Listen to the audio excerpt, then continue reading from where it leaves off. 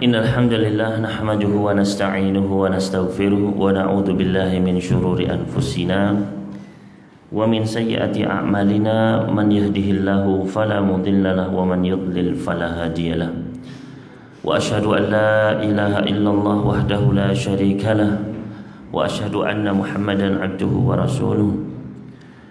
Ya ayyuhalladzina amanu taqullaha haqqa tuqatih wa la tamutunna illa wa antum muslimun. Ya ayyuhan nasu taqu rabbakumul ladzi khalaqakum min nafsin wahidah wa khalaqa minha zawjaha wa batha minhuma rijalan katsiran wa nisaa'a wattaqullaha alladzi tasaaluna bihi wal arham innallaha kana 'alaikum raqiba. Ya ayyuhalladzina amanu taqullaha wa qulu qawlan sadida yuslih lakum a'malakum wa yaghfir lakum dhunubakum wa man yuti'illaha wa rasulahu faqad faza fawzan 'azima. Amma ba'd, fa inna asdaqal hadithi kitabullah wa khairal hadi hadi Muhammad sallallahu alaihi wasallam wa syarrul umuri muhdatsatuha wa kullu muhdatsatin bid'ah wa kullu bid'atin dhalalah wa kullu dhalalatin finnar. Ikhwani wa akhwati fiddin, kaum muslimin muslimat rahimani wa rahimakumullah. Alhamdulillah, pertama-tama kita senantiasa tiada lupa untuk terus bersyukur kepada Allah Subhanahu wa taala atas kenikmatan demi kenikmatan yang tidak terhingga banyaknya, yang tidak terhingga nilainya. Mudah-mudahan Allah Subhanahu wa taala menambahkan kepada kita sekalian nikmat-nikmatnya dan menjadikan kita sebagai hambanya yang banyak bersyukur atas nikmatnya. Allahumma amin.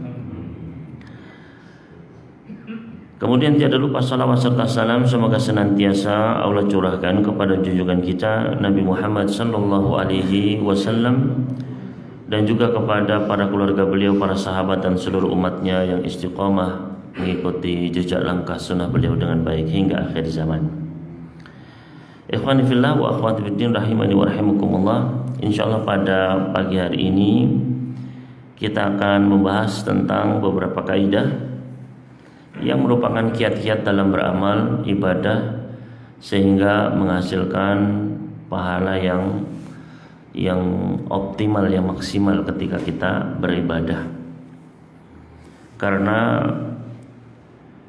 usia kita terbatas, sedangkan bekal kita untuk perjalanan yang sangat jauh, ya. Maka kita butuh benar-benar memanfaatkan usia yang ada ini. Dan juga nanti semuanya akan ditimbang. Maka di sini benar-benar kita butuh beberapa kaidah yang diperlukan dalam beribadah sehingga mendapatkan hasil yang pahala yang maksimal. Jangan sampai kita capek-capek beramal ibadah ternyata hasilnya kurang, ya. Ibadah yang besar ternyata hasilnya kecil, sedangkan ada orang lain dengan beribadah ringan, simpel, tapi ternyata pahalanya lebih besar, ya. Maka jangan sampai ini terjadi. Oleh karena itu di sini beberapa kiat dalam beramal. Yang pertama adalah kiat yang paling utama dan paling pertama, yaitu mengikhlaskan niat. Ya, mengikhlaskan niat. Yang mana Nabi Shallallahu Alaihi Wasallam sendiri pernah bersabda di dalam hadis yang menjadi hadis ranking 1 di dalam kitab-kitab para ulama, ya, yaitu hadis tentang niat. Ya, innamal a'malu binniyat. Maka hadis ini oleh para ulama sekaliber ulama Al-Imam Al-Bukhari, begitu pula Al-Imam An-Nawawi dan para ulama lainnya di dalam kitab-kitab mereka, di antaranya di dalam Sahih Al-Bukhari, Al-Jami' As-Sahih. Itu kalau kita lihat hadis nomor 1 di dalam Sahih Al-Bukhari, maka adalah hadis tentang niat ini. Padahal kalau kita lihat kitabnya adalah Kitabul Iman, babnya adalah tentang Badil Wahyi, tentang keimanan, pasalnya itu tentang awal mula turunnya wahyu. Tapi hadisnya adalah innamal amalu binniyat. Ya, sebenarnya nggak nyambung. Ya, Tapi kenapa ditempatkan? Nah ini rahasianya. Ya, begitu pula Imam An-Nawawi di dalam kitab beliau Riyadhus Shalihin dan juga di dalam Al-Arba'in An-Nawawiyah, hadis nomor 1, jika mau menulis kitab ini, ya, maka ikhlaskan niatmu.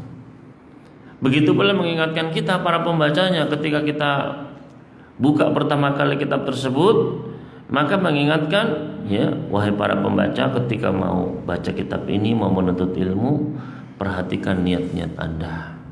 Ya. Maka disinilah pentingnya niat, sehingga hadis tentang niat ini menjadi hadis ranking 1 di dalam kitab-kitab para ulama. Ya. Yaitu hadis yang sudah tidak asing, ya, sering antum sekalian mungkin sudah kaji, sudah hafal, yaitu Nabi sallallahu alaihi wasallam bersabda, innamal a'malu binniyat. Semua amalan itu tergantung dari niatnya. Ya. Apa makna dan kandungan semua amalan tergantung dari niatnya? Para ulama menjelaskan ada setidaknya 3 kandungan yang dikandung dalam innamal a'malu binniyat. Yang pertama yaitu adalah diterima tidaknya semua amalan itu tergantung dari niatnya. Ya, diterima tidaknya semua amalan tergantung dari niatnya. Makanya di akhir hadis tersebut Nabi sallallahu alaihi wasallam memberikan contoh. Beliau ngasih contoh. Kata Nabi sallallahu alaihi wasallam, "Faman kanat hijratuhu ilallahi wa rasulih, fa hijratuhu ilallahi wa rasulih." Barang siapa yang hijrahnya karena Allah dan Rasulnya, maka hijrahnya adalah kepada Allah dan Rasulnya. Namun sebaliknya, barang siapa yang hijrahnya lidunya yusibuha, untuk dunia yang ingin dia raih, aw imra'atin yankihuha, atau wanita yang ingin dia nikahi, fa hijratuhu ila ma hajara ilaih, maka hijrahnya adalah kepada apa yang dia tuju. Artinya nggak nyampe kepada Allah, nggak diterima sama Allah. Ya. Dan ini cuma contoh, bisa dikiaskan kepada ibadah, semua ibadah. Barang siapa yang sholatnya, ya, kemudian puasanya, zakatnya, hajinya, umrohnya, baca Qur'annya, dakwahnya, itu karena Allah, maka diterima. Ya. Tapi kalau bukan karena Allah, maka tidak diterima sama Allah Subhanahu Wa Taala. Ya. Padahal di sini yang dikasih contoh ibadah yang luar biasa, Pak. Ibadah apa? Hijrah. Hijrah itu pindah dari mana? Dari Mekah menuju Madinah. Ya, kalau bapak-bapak yang sudah pernah umroh itu tahu, dari Mekah ke Madinah itu sekitar ya minimal 4 jam, Pak. Ya. Kalau naik bis itu 4 jam, Pak. Bayangin zaman dulu itu naik onta, dan bahkan ada yang berjalan kaki di kalangan para sahabat itu. Ya. Jalan kaki. Ya. Itu pun bayangkan mereka harus meninggalkan, mereka sudah settle di Mekah, sudah punya pekerjaan, punya rumah, punya ya semua. Ya, keluarganya di sana semua, kampungnya dia dari sana, itu ditinggalkan Bapak Ibu sekalian. Ditinggalkan menuju Mekah. Demikian ya lelahnya. Bahkan di jalan pun dikejar-kejar, kalau ketangkep bisa dibunuh. Ya. Ibadah yang demikian beratnya, besarnya, beresikonya, itu kalau nggak ikhlas, ya hilang. Ya. Nggak dapat apa-apa di sisi Allah Subhanahu Wa Taala. Maka ya disinilah pentingnya niat Bapak Ibu sekalian. Kalau niat itu tidak terjaga, maka amalan itu bisa tertolak. Ya. Bisa nggak dapat apa-apa. Ya.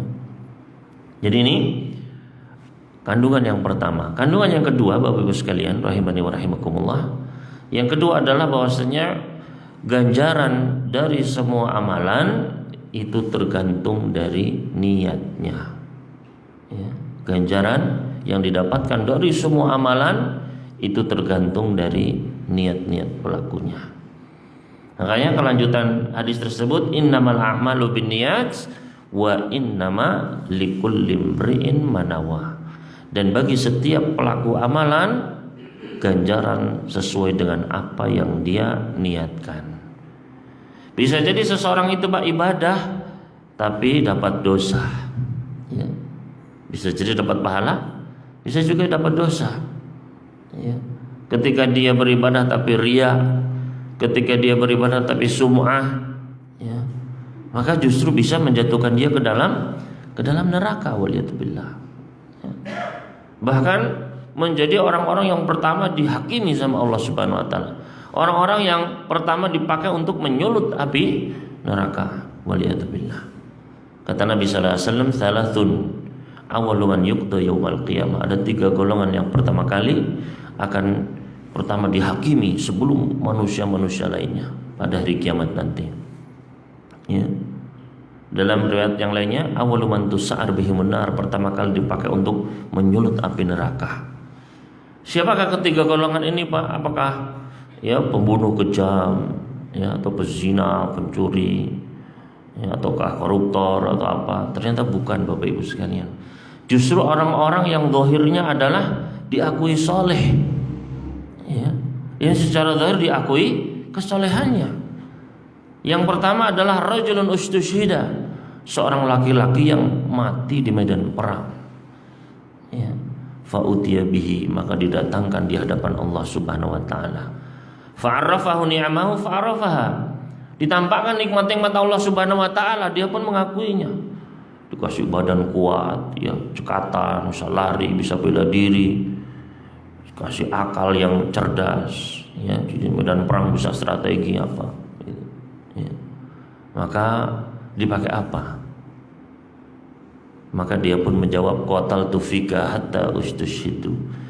Aku berperang di jalanmu ya Allah sampai aku meninggal dunia, sampai aku mati syahid.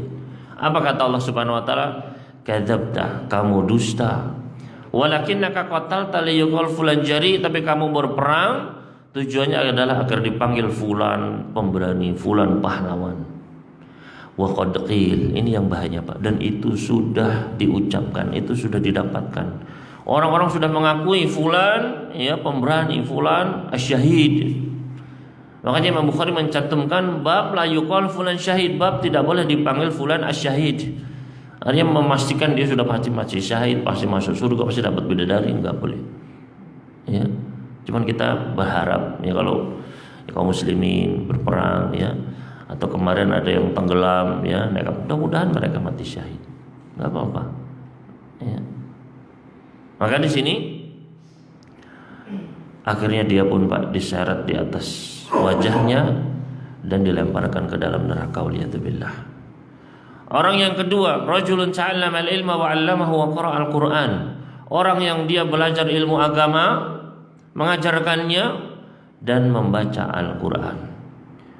Maka ya didatangkan di hadapan Allah, ditampakkan nikmat-nikmat Allah, dikasih otak cerdas, ya, dikasih suara yang indah, dikasih kemampuan berbicara. Dipakai apa itu? Ya. Maka dia pun menjawab, ta'allamtu al-ilma wa 'allamtuhu wa qara'tu fikal Qur'an. Saya belajar ilmu agama, saya mengajarkannya dan saya membaca Al-Quran untukmu ya Allah. Maka Allah pun menimpali, kadzabta, kamu dusta, kamu bohong. Walakinnaka ta'allamta al-ilma wa 'allamtahu liyuqal fulan 'alim. Tapi kamu belajar ilmu, mengajarkannya agar dipanggil fulan sang alim, fulan ustadz, fulan kiai, ajangan dan lain sebagainya.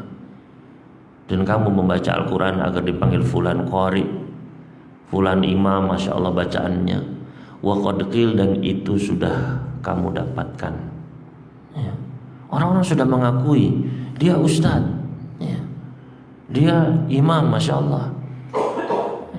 Maka dia pun diseret di atas wajahnya dan dilemparkan ke dalam api neraka, waliyatubillah. Ya. Kemudian orang yang ketiga, rajulun was'ahullah, orang yang diberi kelapangan rezeki. Maka dihadapkan di hadapan Allah, ditampakkan nikmat-nikmatnya, diberi harta. Untuk apa dipakai? Maka dia menjawab, tidak ada satu jalan pun ya Allah yang kau ingin aku berinfak, pasti aku berinfak dalamnya. Ya. Ada kenceleng masuk, ada proposal bantu apa, ya. Maka Allah pun menjawab, kadzabta, kamu dusta, kamu bohong. Akan tetapi kamu ya berinfak, bersedekah agar dipanggil fulan dermawan, dan itu sudah kamu dapatkan. Ya. Jadi di dunia sudah diakui Bapak Ibu sekalian. Maka inilah pentingnya kita menjaga niat. Jangan tertipu dengan amal-amal soleh kita. Jangan tertipu juga dengan pujian manusia. Ya, tidak ada nilainya sedikit pun. Ya. Maka Bapak Ibu sekalian rahimani wa rahimakumullah. Ya. Ini menunjukkan apa? Menunjukkan ganjaran yang diperoleh dari amal-amal ibadah kita itu tergantung dari niatnya. Iya. Kalau tulus ikhlas karena Allah bisa dapat pahala. Iya. Tapi kalau melenceng, maka itu juga fatal Bapak Ibu sekalian. Bahaya sekali. Ya. Dan juga ketika seseorang dia beramal ibadah, itu pahalanya juga berbeda-beda. Ya, yang satu dengan yang lain beda.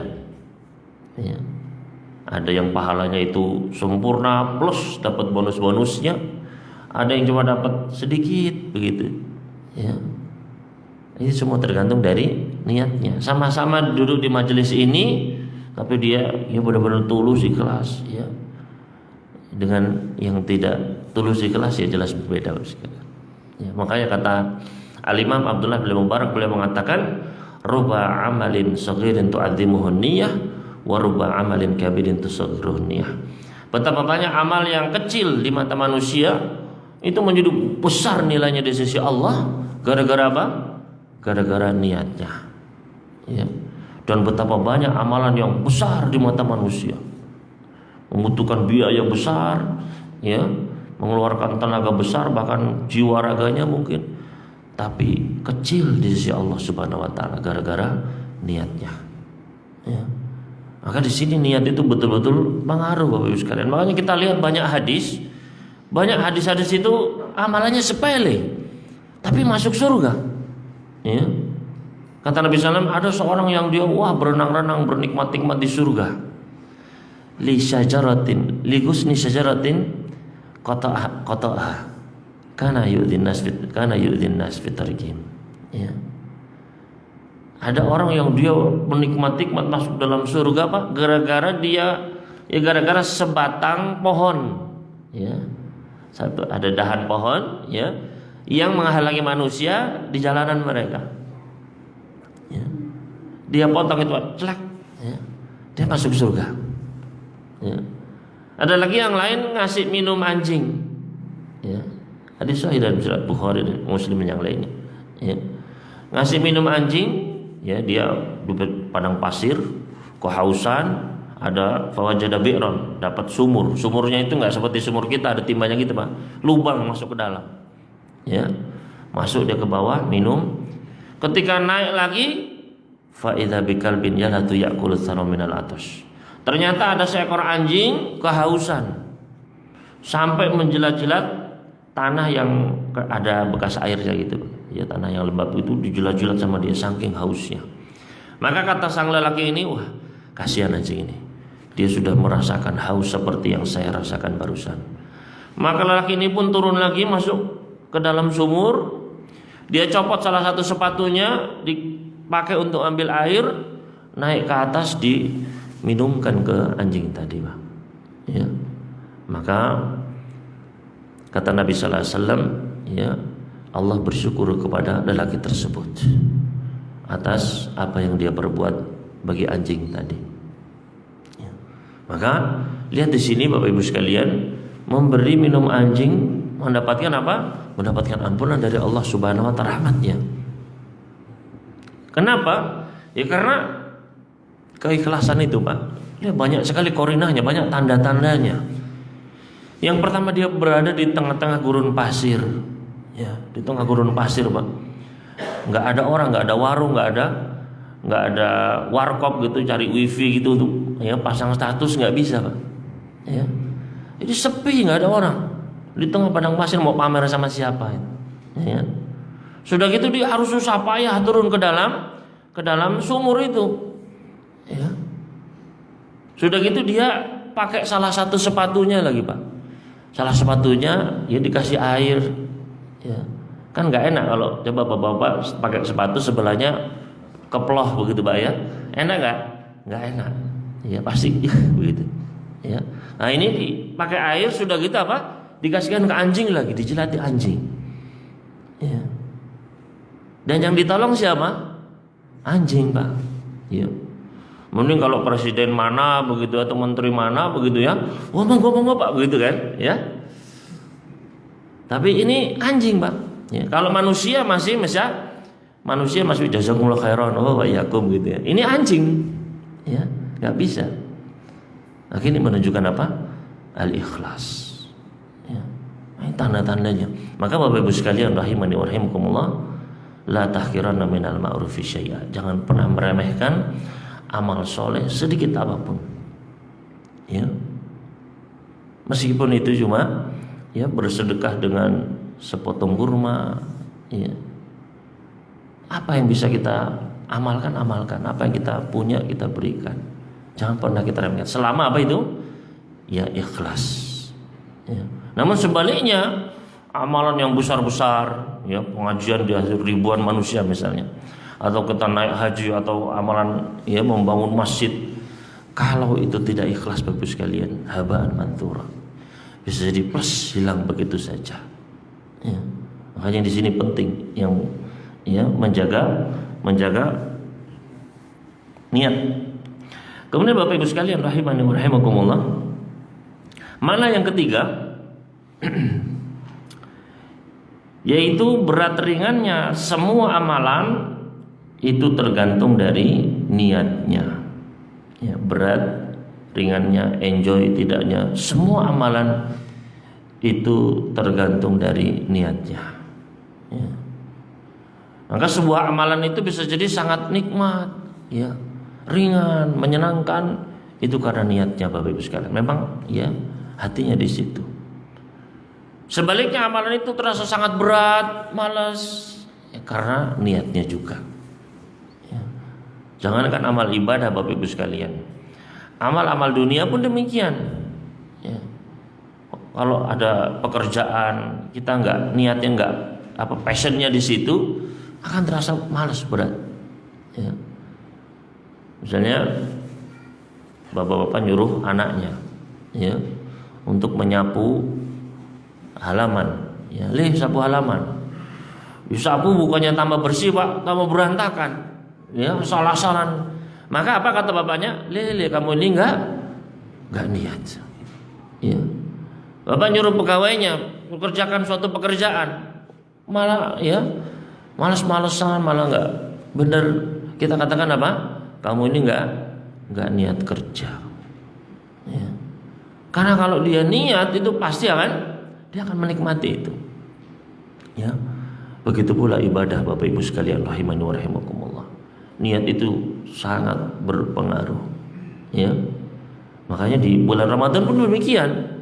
Ini ditekankan sekali nih puasa. Makanya kata Nabi sallallahu alaihi wasallam, "Man lam yubayyitin niyata fala siyama lahu." Barang siapa yang belum malamnya itu benar membulatkan tekadnya, niatnya, enggak ada puasa baginya. Ya. Karena niat ini sangat penting. Makanya orang muslim itu dia sampai kuat, ya. Orang-orang barat itu kan merasa aneh, Pak. Kok bisa dari subuh sampai malam itu enggak makan, enggak minum, ya. Mereka itu takjub gitu. Kok bisa? Kalau mereka pasti sudah ya, enggak tenang pasti, Pak. Ya. Seperti menderita kayak mau meninggal begitu, Pak. Ya. Karena mereka tidak tahu tentang konsep niat ini, Pak. Ya. Dan kita sendiri merasakan, coba bapak-bapak, ya, bandingan di Ramadan begini ya dengan di luar Ramadan. Habis subuh nggak usah makan ya, nggak usah, bukan niat puasa, pokoknya sudah nggak makan. Nanti ketika siang itu sudah ya. Karena memang tidak ada niat itu Bapak Ibu sekalian. Ya. Maka disinilah pentingnya niat itu pengaruh sekali. Makanya para sahabat dulu Rasul sallallahu alaihi wasallam bisa sholat sepanjang malam, ya, baca surat Al-Baqarah, An-Nisa, Ali Imran dalam satu rakaat, ya, nikmat. Ada sahabat itu dia mau diamputasi kakinya itu sebentar, tak sholat sih, ya, nanti kalau sudah sholat silakan mau dipotong monggo, ya. Itu karena hatinya memang di situ, Pak. Ya. Memang, ya. Ya Bilal, arihna bis shalah. Wahai Bilal, legakanlah kami, istirahatkanlah kami dengan sholat. Ya. Beda dengan orang sekarang. Ketika imamnya ya baca qul huwallahu ahad, tenang dia. Tapi baca panjang sedikit langsung ya langsung ya tidak. Karena niatnya itu bukan di situ. Ya. Maka Bapak Ibu sekalian rahimani wa rahimakumullah, ketika suatu ibadah itu terasa berat buat kita, maka cek kita ini mau ngapain sih begitu. Ya. Kalau kita benar-benar mengharapkan pahalanya, ganjarannya, itu hadirkan itu. Ya, dan itulah niat. Makanya Nabi sallallahu alaihi wasallam bersabda tentang puasa ini, Pak ya. Man shoma ramadhana imanan wahtisaban. Man qama ramadhana imanan wahtisaban. Barang siapa yang puasa karena keimanan dan mengharapkan ganjaran. Barang siapa yang dia qiyam Ramadan, salat tarawih imanan wahtisaban, karena keimanan dan mengharapkan ganjaran. Itu apa? Itu niat, Pak. Ya. Niat itu maknanya adalah al-azmu wal irada wal qasdu. Ya, tekad, keinginan, tujuan yang ada di dalam hati seseorang ketika dia beramal. Dia mau mengerjakan apa nih? Ya. Tekadnya apa? Keinginannya apa? Ya, apa yang ingin dia raih? Tujuannya untuk siapa? Ya. Maka itulah ketika kita sudah tahu mau puasa, ya, pengen dapat pahala, pengen bisa masuk pintu ar-rayyan nanti, pengen diampuni, ya, pengen ya tujuannya adalah hanya untuk Allah Subhanahu wa taala. Itu yang dia akan mendapatkan ghufira lahu ma taqaddama min dzanbi, diampuni semua dosa-dosanya yang terdahulu. Ya. Maka di sini pentingnya apa? Niat. Ya, tadi innamal a'malu binniyat mengandung 3, yaitu pertama apa? Diterima tidaknya semua amalan tergantung dari niatnya. Yang kedua, ganjaran yang diperoleh dari semua amalan juga tergantung dari niatnya. Dan yang ketiga, berat ringannya semua amalan tergantung dari niat pelakunya. Ya. Maka hendaknya kita perhatikan ya, niat-niat kita sebelum kita beramal, Bapak Ibu sekalian. Ya. Dan jangan pernah meremehkan yang namanya niat. Ya. Jangan pernah meremehkan yang namanya niat, karena seseorang ketika dia baru berniat saja, Pak, itu dia sudah mendapatkan pahala. Sudah langsung dicatat di kitab amalnya itu, dia sudah dicatat 1 pahala. Kata Nabi sallallahu alaihi wasallam, ya Allah berkata kepada para malaikat pencatat amal, idza hamma abdi bihasanatin, apabila hambaku sudah niat untuk melakukan satu kebaikan, maka tulislah baginya 1 kebaikan. Ya. Kalau dia sudah melaksanakannya, maka tulislah 10 sampai 700 kali lipat. Ya. Maka berarti kita begitu niat saja, Bapak Ibu sekalian, itu sudah dapat 1 pahala. Rugi apa enggak? Sama sekali enggak rugi. Ya. Kita belum keluar tenaga, belum keluar waktu, belum keluar harta benda apa, belum keluar. Baru niat saja, Pak. Ya. Makanya hendaknya kita kita manage niat ini ya. Di hati kita ini perbanyak niat-niat. Ya, itulah hati yang hidup. Hati yang penuh dengan niat-niat baik. Nanti habis taklim saya mau apa, ya, mau zikir, mau baca Quran, ya, mau bekerja, mau apa, ya. Maka diniatkan dari sekarang, Bapak Ibu sekalian. Kan nggak rugi sama sekali. Dan itu semua masuk langsung. Dan ini yang berusaha dilalaikan oleh syaitan. Ya, berusaha dilalaikan, akhirnya sudahlah, gimana nanti aja. Hadirkan niat-niat itu, Bapak Ibu sekalian. Ini ilmunya. Ya. Nanti mau sedekah, nanti mau jenguk orang sakit, nanti mau telepon orang tua, mau ini. Dari sekarang. Dan niatkan semuanya adalah beribadah untuk Allah Subhanahu wa taala. Maka jangan pernah meremehkan yang namanya niat. Ya. Karena di situ ada pahalanya. Dan juga bisa jadi, Bapak Ibu sekalian, bisa jadi kita itu ya sudah niat, ternyata karena suatu uzur, ya, ada halangan, akhirnya tidak bisa melaksanakan ibadah tersebut. Ya, bisa jadi. Maka itu pun tetap bisa ada kesempatan dapat pahala full seperti kita mengerjakannya. Bayangkan, Pak. Ya.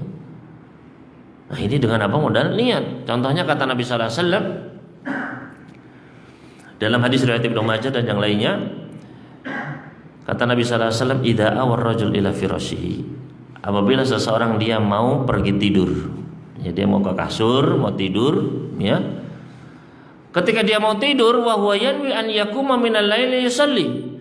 Ketika mau tidur dia niat, ya. Dia yanwi. Nanti malam saya pengen bangun, pengen sholat malam, pengen sholat tahajud, ya Allah. Saya pengen sholat tahajud 11 rakaat ya nanti malam. Ya. Kemudian apa yang terjadi? Faghalabathu ainah, sampai subuh Pak, ya. Matanya mengalahkan diri, matanya rapat cekap, nggak bisa bangun dia Pak. Begitu adzan, Allahu Akbar, langsung dia bangun. Wah, ya sudah subuh. Apa masih bisa tahajud Pak? Sudah tidak bisa, sudah habis waktunya. Ya.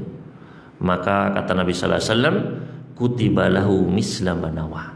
Ditulis baginya ganjaran pahala seperti yang dia niatkan. Wa kana naumuhu shadaqatan min rabbi, dan tidurnya adalah sedekah dari Rabbnya, gratis Pak. Ya. Dia ngorok ngiler Pak, tapi dapat pahala full, ya. Bangun 11 rakaat. Modalnya apa Pak? Modalnya niat, Pak. Ya. Tapi niat yang beneran Pak, ya, niat yang tulus, ya. Bukan ya Allah nanti malam saya pengen bangun malam, ya. Kemudian pintu dikunci cekrek, bantal tutup, ya, 5 tumpuk, ya, alarm dimatikan semua. Kalau perlu minum pil tidur, sup, sudah. Maka ini jelas bukan niat bangun, ya, niat bablas, ya. Maka Bapak Ibu sekalian rahimani wa rahimakumullah, ini menunjukkan apa? Menunjukkan pentingnya, ya, niat, ya, dan kita benar-benar jujur. Ya, maka kita niatkan semua Pak. Kita niat, ya Allah saya pengen naik haji ya Allah, ya. Kan nggak apa-apa Pak, silakan berniat. Ya Allah saya pengen umroh di bulan Ramadan ya Allah. Ya, nggak apa-apa, diniatkan. Ya. Dan ya siapa tahu ketika kita meninggal dapat itu Pak. Ya, tapi sekali lagi niat yang tulus begitu. Ya, misalnya niat saya pengen haji, ya harus ada ya pembuktian niat itu Pak. Misalnya ya nabung, ya meskipun cuma ya berapa semampunya setiap hari gitu. Makanya ngapunten, banyak orang-orang yang secara ekonomi itu nggak bisa lah, tapi ternyata berangkat Pak. Ya, ya Allah Taala, ya mungkin karena memang niatnya di situ Pak. Ya. Dan Allah nggak akan menyia-nyiakan niatnya orang-orang yang tulus, itu nggak akan disia-siakan sama Allah. Ya, kalau kita benar-benar tulus, jujur sama Allah Subhanahu Wa Taala dalam niat kita. Di dalam hadis riwayat Nasai, pernah ada seorang Arab Badui Pak, Arab Badui masuk Islam, ya, kemudian dia mengikuti Nabi Sallallahu Alaihi Wasallam, kemudian hijrah, ya turun syariat hijrah, dia pun hijrah, ya, kemudian terjadi perang, ya, kaum muslimin dengan orang-orang musyrikin. Kemudian Nabi Sallallahu Alaihi Wasallam memerintahkan si Badui ini, wahai Badui, kamu jaga di belakangnya. Kalau ada musuh dari belakang, kamu yang jaga. Maka si Badui ini ya agak kecewa Pak.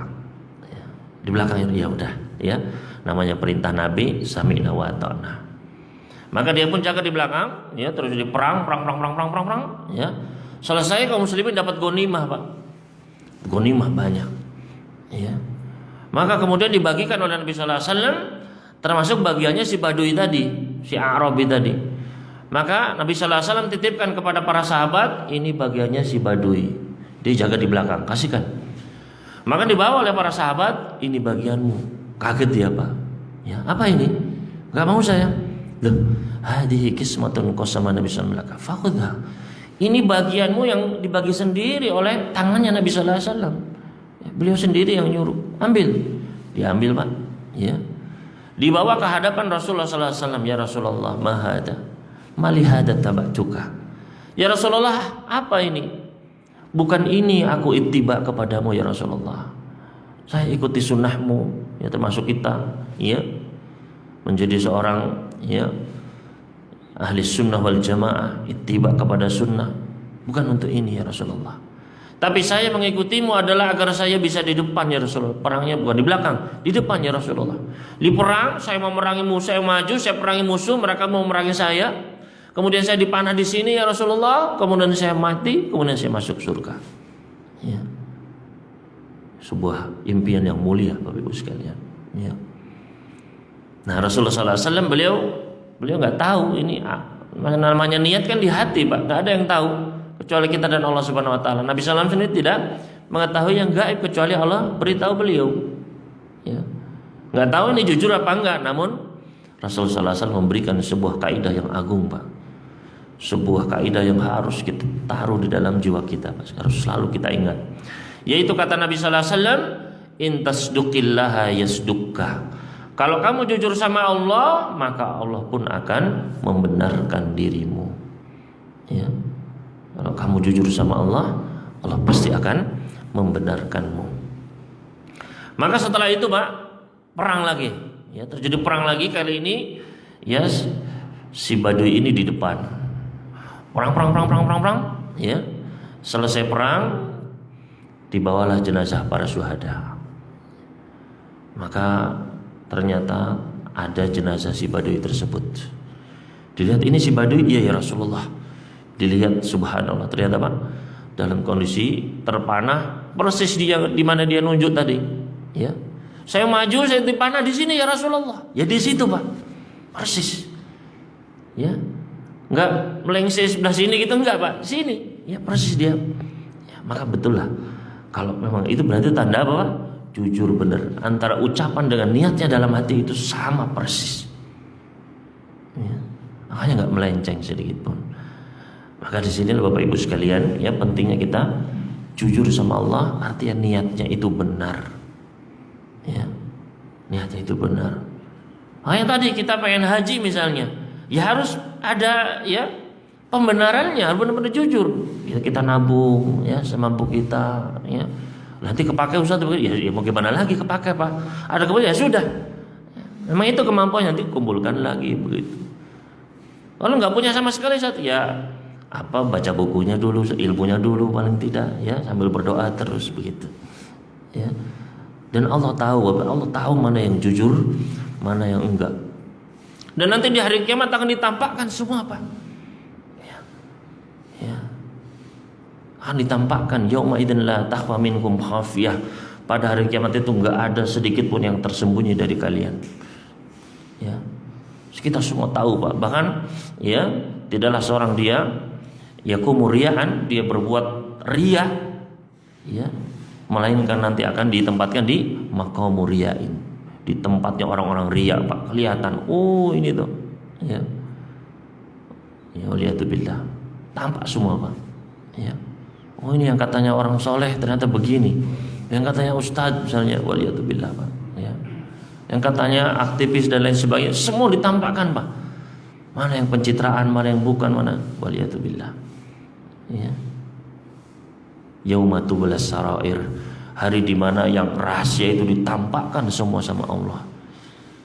Ya, termasuk niat-niat kita ini semua tampak. Waliyatubillah. Semua makhluk bisa tahu. Ya.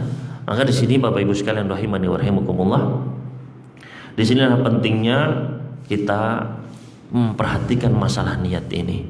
Ya benar-benar harus kita jaga, kita terus ya perhatikan gimana nih hati saya, niat saya selalu. Ya kan itu sangat-sangat penting menentukan amal ibadah kita, termasuk puasa kita di bulan Ramadan ini, Pak. Ya. Pastikan terus dicek. Ya Allah, ya saya niat ini karenamu ya Allah, saya pengen dapat pintu surgamu ya. Dan itulah yang dinamakan dengan ikhlas, yaitu mengharapkan ganjaran dari Allah. Jadi jangan keliru, ikhlas itu tidak mengharapkan apa-apa, ya. Nggak apa-apa mau pahala dosa nggak apa-apa, surga neraka pun nggak, jangan. Nah, itu keliru. Ya, kita harapkan surga. Makanya kata Nabi Sallallahu Alaihi Wasallam, ya. Idza sa'altumullah fas'alul firdaus. Kalau kalian minta sama Allah, minta firdaus. Karena itu surga yang paling tinggi dan yang paling mulia, yang paling tengah. Dan dari firdauslah tufajjaru anharul jannah. Sungai-sungai surga mengalir dari situ. Disuruh minta apa, Pak? Firdaus. Ya. Dalam banyak ayat misalnya wasari ila magfiratin min rabbika jannatin. Ya. segera untuk mendapatkan ampunan dan surga-surga. Barang siapa yang beramal ini akan dapat ini, barang siapa yang dapat pahala sekian, barang siapa dapat surga. Itu kan menunjukkan apa? Kita emang dipacu untuk mengharapkan surga, mengharapkan pahala, ya. Jadi itulah ikhlas, mengharapkan apa yang ada di sisi Allah nanti di akhirat. Berarti lawannya apa? Mengharapkan apa yang ada di sisi manusia, ya. Entah itu pujian, entah itu kedudukan, harta, benda, tahta, wanita dan sebagainya. Maka ini adalah al-ikhlas. Jadi ini poin yang pertama, Bapak Ibu sekalian, kiat yang pertama adalah mengikhlaskan niat. Selanjutnya,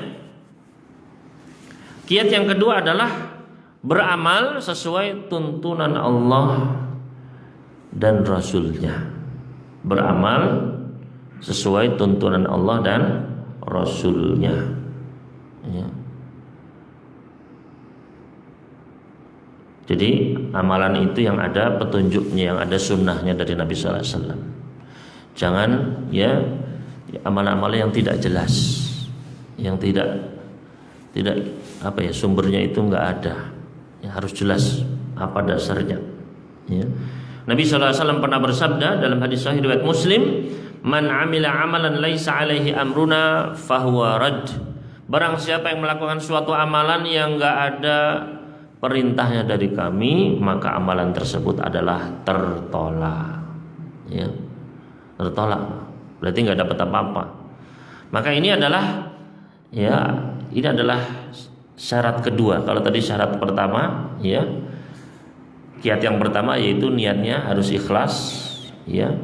Dan ini adalah syarat yang kedua diterimanya semua amal, yaitu niat yang ikhlas dan sesuai dengan tuntunan, ya.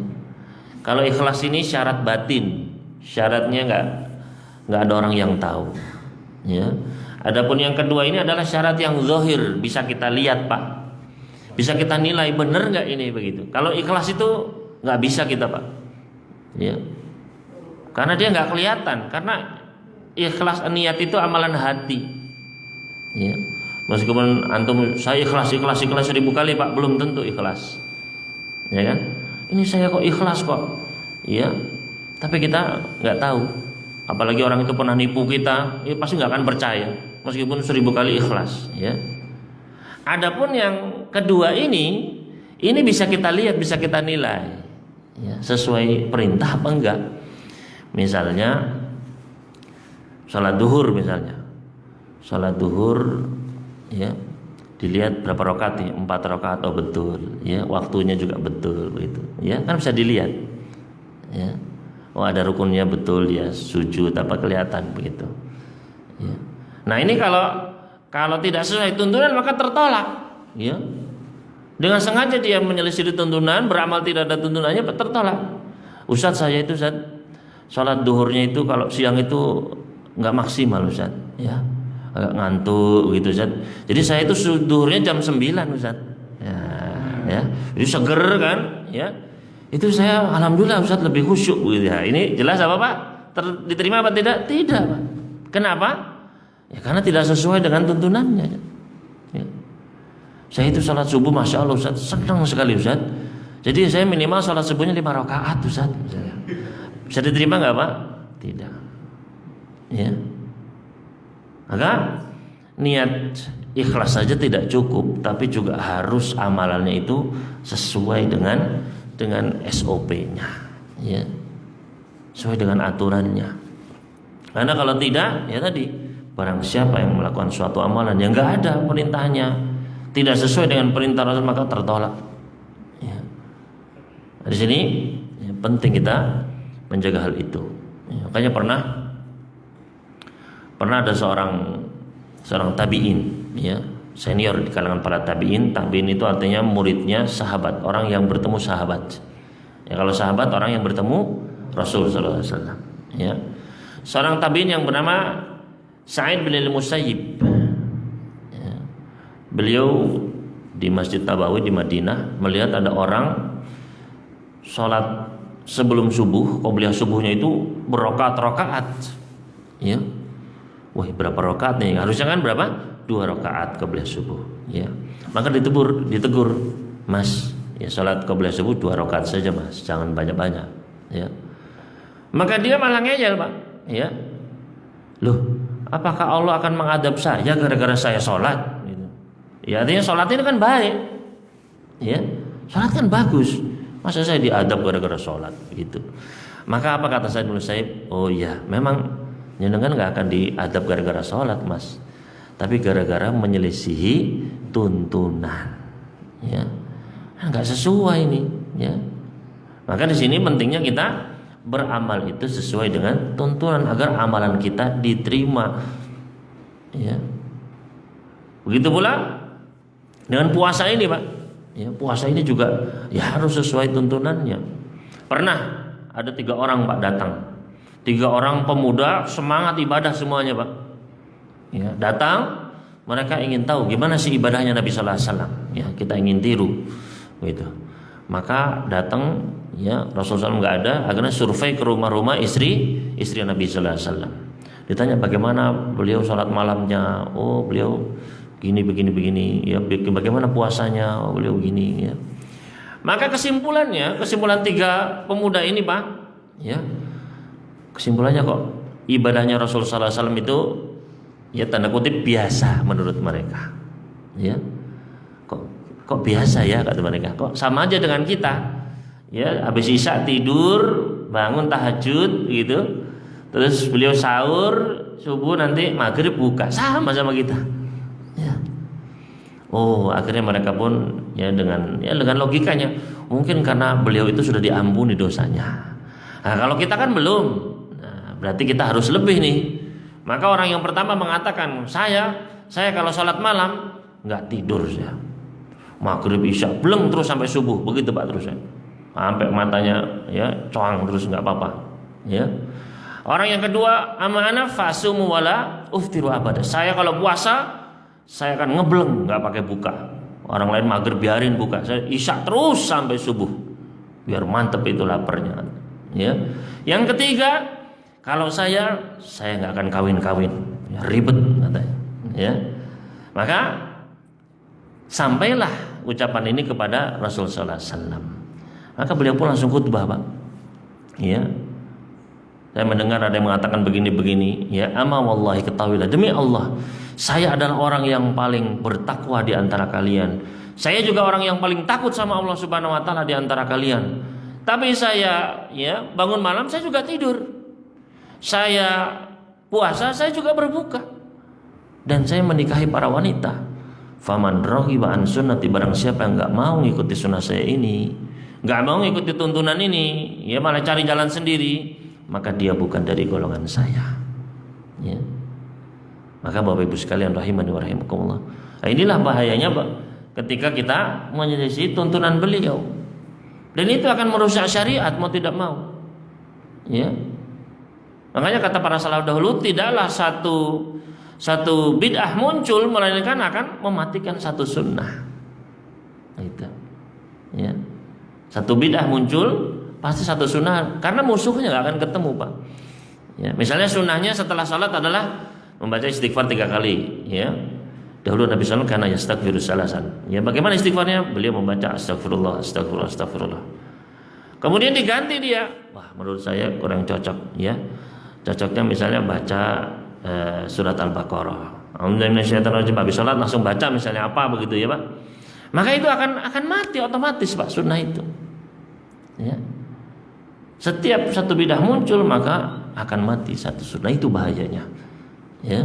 Maka disinilah pentingnya kita beramal sesuai tuntunan agar amalannya diterima, tidak tertolak. Ya. Jangan sampai kita menjadi orang-orang yang digambarkan oleh Allah di dalam surat Al-Kahfi. Qul hal nunabbi'ukum bil akhsarina a'mala. Katakanlah, mau enggak kalian aku beritahukan dengan orang-orang yang paling rugi amalannya? Siapa mereka? Alladzina dhalla sa'yuhum fil hayatid dunya, yaitu orang-orang yang keliru amalannya di dunia. Ya, keliru.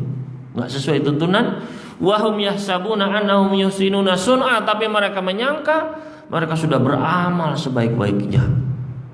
Saya sudah sholat, saya sudah zakat, saya puasa, saya zikir, saya sholawat, tapi ternyata ya keliru habis kalian. Ya. Maka di sini pentingnya kita beramal sesuai dengan, ya jangan sampai ya begitu di akhirat nanti ternyata tertolak semua. Bayangkan bapak-bapak misalnya sudah bekerja, ya sudah bekerja 1 bulan penuh, ya atau yang usaha misalnya sudah ngerjakan pesanan, ya misalnya pesanan makanan untuk nanti berbuka, ya 1000 paket misalnya.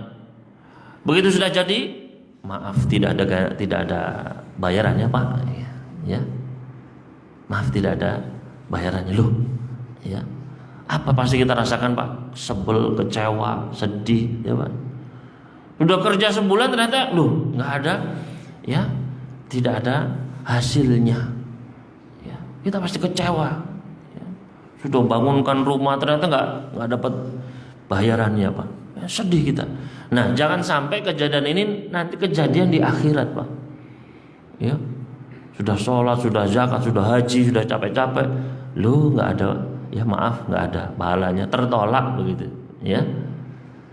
Maka di sini pentingnya ya ini tadi niat yang ikhlas dan beramal sesuai dengan tuntunan, ya. Selanjutnya kiat yang ketiga adalah berilmu sebelum beramal, ya, berilmu dulu sebelum beramal. Nah ini kiat yang ketiga ini Pak untuk menguatkan kiat pertama dan kedua, ya. Makanya Imam Bukhari mencantumkan di dalam Sahih Bukhari bab al-ilmu qabla al-qauli wal amal, bab ilmu dulu sebelum berucap dan berbuat, ilmu sebelum perkataan dan perbuatan, ya. Kemudian beliau membawakan firman Allah Subhanahu wa taala di dalam Al-Qur'an surat Muhammad ayat ke-19, fa'lam annahu la ilaha illallah wastaghfir li dzanbika, ketahuilah bahwasanya tiada ilah yang berhak disembah kecuali Dia dan beristighfarlah, minta ampunlah atas dosa-dosamu, ya. Apa hubungan ayat ini Pak dengan bab ilmu sebelum perkataan perbuatan? Lihat bagaimana cerdasnya Imam Bukhari Pak. Ayat ini dimulai dengan kata kerja fa'lam, ya, dari kata-kata alima ya'lam, ilm, ya, ilmu. Baru perintah wastaghfir, beristighfarlah, ya. Maka perintah ilmu di sini, ilmuilah dulu, didahulukan sebelum apa? Ucapan istighfar, ya, perbuatan bertaubat, ya. Maka ilmu didahulukan sebelum perbuatan, ya. Begitu pula Allah juga melarang kita, wala taqfu ma laisa laka bihi ilm, jangan kalian mengikuti apa yang kalian tidak memiliki ilmu di atasnya. Enggak boleh Pak, ya. Siapa yang melarang?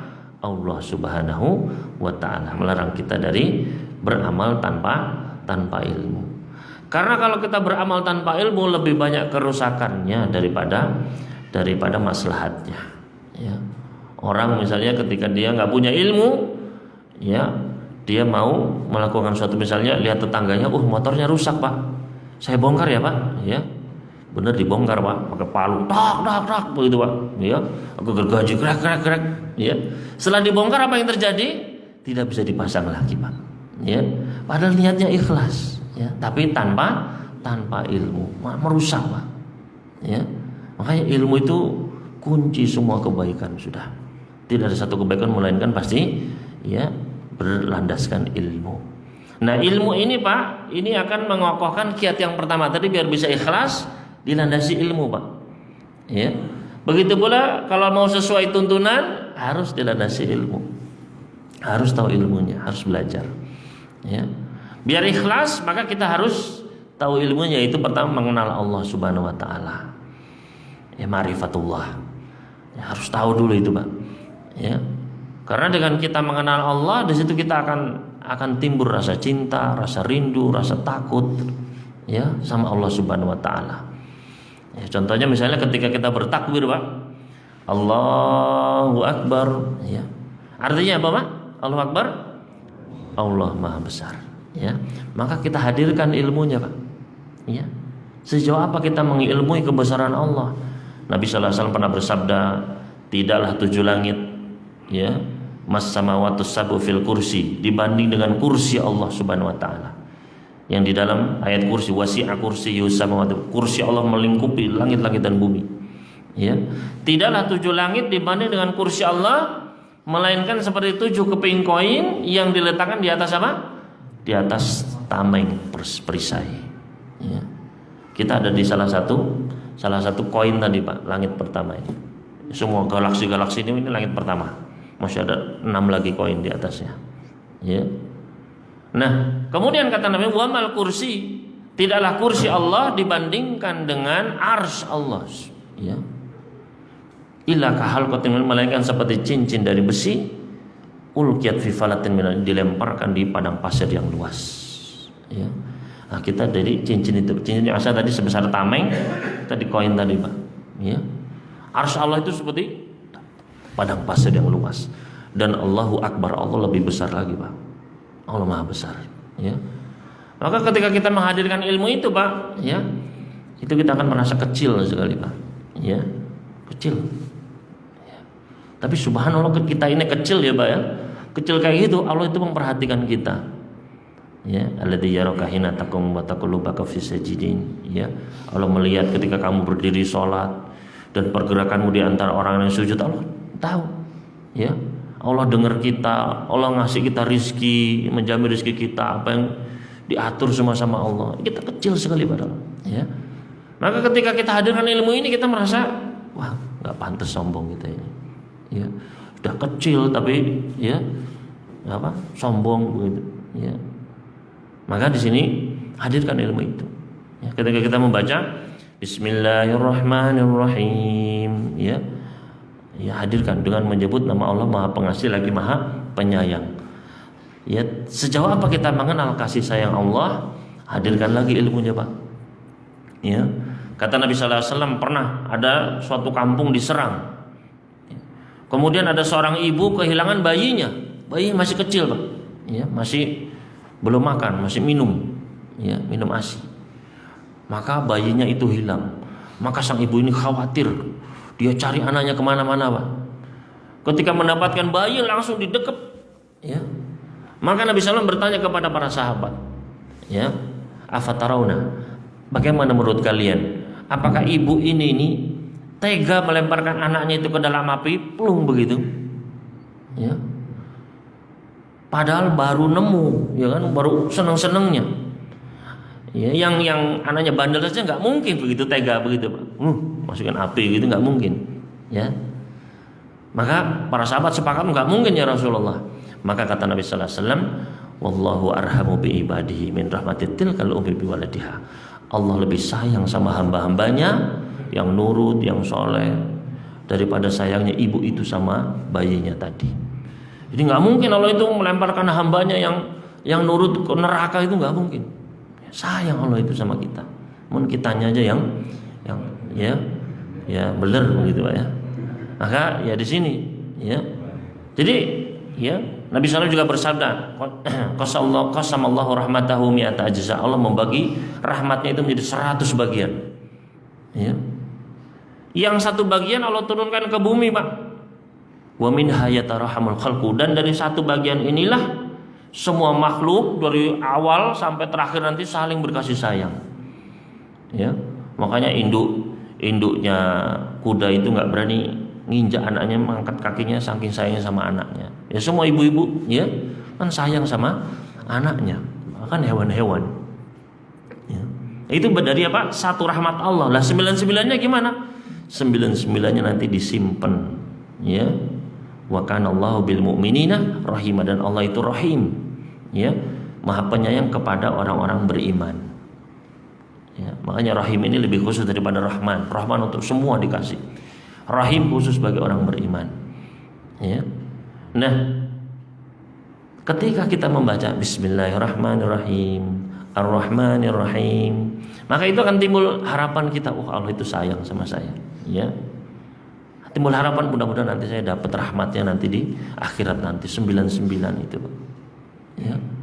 Nah, ini apa? Berdasarkan ilmu, makanya penting sekalian. Ya. Makanya ilmu ini ya yang perlu kita pelajari apa? Pertama, ma'rifatullah, mengenal Allah. perlu kajian tentang ya asma wa sifat, tentang asmaul husna. Ya, bukan hanya dinyanyikan apa enggak, tapi dipahami, diamalkan. Ya. Maka di sini ya ma'rifatullah. Kita harus mengenal Allah Subhanahu wa taala. Wa ma'rifatu ya nabiyyi, mengenal nabinya, sunnah-sunnah beliau harus kita kenali. Ya. Wa ma'rifatu dinil Islam bil adillah, mengenal agama Islam dengan dalil-dalilnya. Ya, bukan hanya sekedar tradisi tapi dengan dalilnya, dasarnya. Ya. Kenapa kita harus belajar 3 ini, Pak? Karena ini nanti ada tesnya, Pak, ada ujiannya. Ya. Ada ujiannya di mana, Pak? Di kuburan. Ya. Ujian di kuburan. Sudah ada bocorannya, Pak, ya. Tapi nggak bisa dikerepek, sekarang nggak bisa. Harus benar-benar kita ikhlas tulus sama Allah Subhanahu wa taala. Mengenal sunnahnya, kita benar-benar di atas sunnah, ya. Dan mengamalkan Islam ini, menyebarkan Islam ini ke seluruh alam ini, Pak. Ya. Itu cara menjawabnya. Ya. Jadi ini berilmu sebelum beramal. Ya. Makanya beda, Pak. Kalau ketika seseorang itu beramal dengan ilmu, beda. Makanya kata Allah, Qul hal yastawil ladina ya'lamuna wal ladina la ya'lamun. Katakanlah, apakah sama yang berilmu dengan tidak berilmu? Ya. Ini namanya istifham inkari, pertanyaan yang tidak butuh jawaban. Kenapa? Saking jelasnya jawabannya, Pak. Ya, saking jelasnya jawabannya. Karena jelas nggak sama. Ya.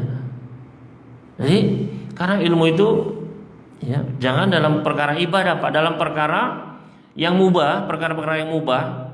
Perkara makan minum saja, Pak. Ya. Makan minum, ya. Kita hadirkan ilmunya, Pak. Ya. Yaitu adanya perintah Allah Subhanahu wa taala. Loh, emangnya Allah perintahkan kita? Iya, ada dalam Al-Qur'an. Kata Allah Subhanahu wa taala, "Wa kulu washrabu wa la tusrifu." Makanlah kalian, minumlah kalian, dan jangan berlebihan. Ya. Nah, hadirkan ilmu ini ketika kita makan, minum, ya. Makan dengan tangan kanan, baca bismillah, ya. Adab-adabnya, selesai baca alhamdulillahilladzi atamani hada wa razaqani min ghairi hawlin wala quwwah. Barang siapa yang baca ini maka diampuni dosa-dosanya yang terdahulu. Makan kenyang enak, dosanya diampuni lagi, Pak. Ya.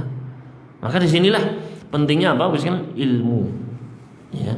Dan ilmu ini harus segera diamalkan, jangan ditunda-tunda, Pak. Begitu dapat ilmu, amalkan. Dapat ilmu, amalkan. Ya. Seperti kisah sahabat Irbad bin Sariyah.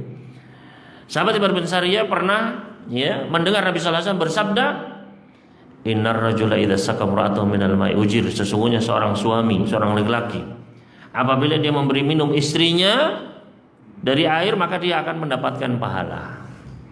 Ya, maka kata sahabat Irbad bin Sariyah, saya pun langsung pulang menemui istri saya.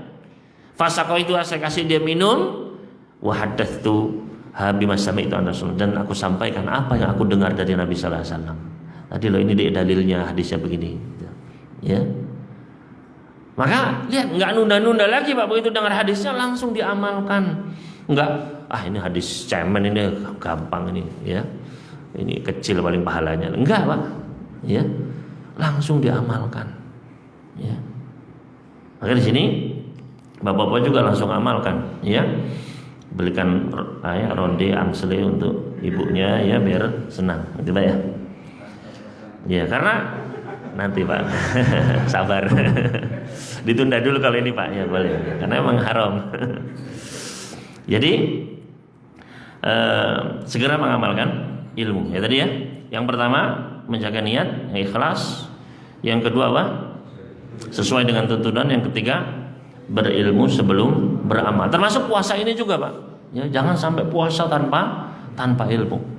Ya. Sudah 10 hari terakhir baru membaca pembatal puasa. 1. Loh, kemarin nanti kemarin batal, ya. Kan repot. Ya. Maka harus ilmu dulu sebelum beramal. Ini sudah ini, Pak, ya. Ini yang penting saja. Amalan yang atau kiat yang keberapa, Pak? Yang keempat, ya. Yaitu merutinkan amalan, ya, merutinkan amalan, istiqomah. ya, merutinkan amalan, ya, mengistiqomahkan amalan. Maka ketika kita beramal Bapak Ibu sekalian, ya, usahakan itu adalah rutin, kontinu, ya. Jadi terus menerus, tidak terputus, bukan sifatnya itu insidental, jangan, ya. Nabi SAW pernah ditanya dalam hadis sahih riwayat Bukhari, ya Rasulullah, ayyul a'mali ahabbu ilallah. Wahai Rasulullah, amal apa sih yang paling dicinta, yang paling disenangi sama Allah? Ya. Maka kata Nabi SAW, amalan yang paling disenangi sama Allah adalah adwamuha wa in qal, yang paling rutin, yang paling kontinu meskipun sedikit. Ya. Yang digarisbawahinya yang kontinu Pak, bukan sedikitnya. Ya. Artinya kalau banyak rutin ini bagus begitu, ya. Enggak harus sedikit memang. Jangan harus rutin ya Pak ya. Jadi amalan yang rutin meskipun sedikit, itu yang paling dicinta sama Allah Subhanahu wa taala, paling disenang sama Allah. Berarti paling ya besar juga pahalanya. Ya. Maka kenapa sih amalan yang rutin itu disenangi sama Allah, Pak? Ya. Karena amalan yang rutin itu lebih dekat kepada keikhlasan. Ya. Kembali lagi ke ikhlasan, Pak. Ya. Lebih dekat kepada ketulusan. Bisa kita gambarkan, Pak ya. Misalnya ada seorang lelaki, dia banyak masalah Pak. Bisnisnya terancam bangkrut, keluarganya terancam bubar. Dia juga misalnya indikasi dia mungkin habis dibiopsi misalnya, jangan-jangan kanker misalnya, ya. Maka dia pun Pak langsung bangun di malam hari Pak, langsung ya Allah istighfar terus Pak, nangis minta terus sampai subuh terus Pak, ya, memohon kepada Allah Subhanahu wa taala. Begitu besoknya Pak, alhamdulillah semua urusannya beres, ya, nggak jadi bangkrut, nggak jadi hancur, ya, cuma sakit biasa, ya. Setelah itu apa? Ya nggak bangun malam lagi, ya, nanti tahun depan, ya. Atau kalau ada masalah lagi baru, gitu ya. Nah, ini nggak apa-apa, Allah senang kalau ada hambanya yang kembali sama Allah, Allah senang aja. Nggak ada masalah, ya. Ketika ada masalah orang kembali kepada Allah, ya senang, ya. Tapi bandingkan dengan orang yang kedua Pak, setiap malam bangun Pak, ya, sholat witir 1 rakaat terus tidur lagi. Biasanya kita lagi Pak, satu rakaat witir tidur lagi, 1 rakaat terus setiap malam Pak, 1 rakaat, ya. Kira-kira mana yang lebih tulus Bapak Ibu sekalian, ya? Tentu saja yang rutin Bapak Ibu sekalian. Ya. Karena ya, dia kangen sama Allah, dia butuh sama Allah, ya, meskipun 1 rakaat. Maka di sini Bapak Ibu sekalian rahimani wa rahimakumullah, ini kenapa kok yang rutin itu lebih dicinta sama Allah Subhanahu wa taala. Dan juga kenapa kita merutinkan, karena bisa jadi kita itu berhenti nggak bisa beramal Pak, ya. Maka pahalanya amalan-amalan rutin ini tetap masuk, meskipun kita berhenti dari amal tersebut karena udzur, ya, karena sakit, ya, karena safar. Nabi SAW pernah bersabda, "Idza maridul abdu aw safar," apabila seorang hamba dia sakit, ya, atau musafir keluar kota, kan biasanya nggak bisa beramal lagi Pak. Sakit kan biasanya salat duha jadi nggak bisa, ya, karena harus dicek lab, harus apa, kalau lemes memang sakit nggak bisa. Atau karena musafir, ya kan, kadang musafir juga capek berat, ya, kondisi nggak memungkinkan begitu. Makanya ketika seorang hamba dia itu sakit atau musafir, kutiba lahu misla ma kana ya'malu muqiman, ditulis baginya pahala-pahala yang biasa rutin dia lakukan ketika dia dalam kondisi sehat, dalam kondisi mukim, ya.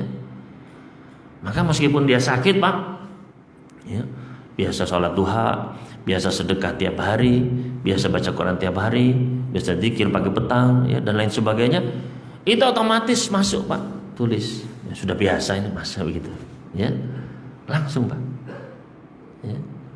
Akhirnya disinilah pentingnya kita beramal yang rutin itu Pak, karena kan kita nggak tahu kapan sakit, apalagi zaman sekarang corona, ya, nggak corona aja banyak Pak orang yang Sore gitu masih sehat segar bugar Pak, malamnya sudah nggak bisa, koma begitu Pak. Ya. Pagi masih beraktivitas, sorenya sudah nggak bisa apa-apa. Ya. Maka di sini Bapak Ibu sekalian, ya sebelum waktu itu datang, ya dipersiapkan. Ya. Yaitu dengan apa? Dengan amalan-amalan yang rutin itu. Ya. Dan kita bisa kok menghisap diri kita sendiri, Pak. Ya, balil insanu ala nafsihi basir. Setiap jiwa itu paling ngerti dirinya sendiri. Kita paling tahu. Coba Bapak hisap misalnya, ada nggak sholat dulu? Sholat malam, ada nggak? Ya, setiap malam ya 11 rakaat. Atau ya kuranglah 7 atau 5 atau 3. 1 ya. Wah, nggak ada Ustaz. Ya, pindah yang lain. Sholat duha ya. Wah, nggak ada juga Ustaz. Wah, repot juga. Coba yang lain. Sedekah ada nggak setiap hari?